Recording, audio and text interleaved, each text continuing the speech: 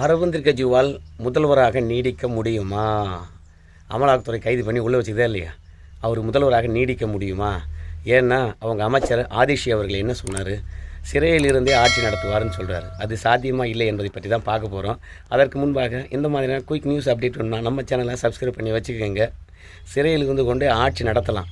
மக்கள் பிரதிநிதித்துவ சட்டமானது அவர் குற்றவாளி என்று சொல்வதுன்ற வரைக்கும் அவர் பதவியில் நீடிக்கலாம்.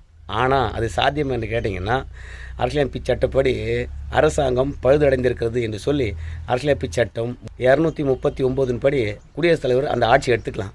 அப்படி இல்லையா 239A அடிப்படையில் அந்த ஆட்சியை கலைச்சிடலாம். அதுவும் இல்லாமல் சிறையில் இருக்கக்கூடிய ஒருத்தரை போய் வாரத்துக்கு 2 முறை தான் பார்க்க முடியும், உறவினரோ கட்சிக்காரங்களோ.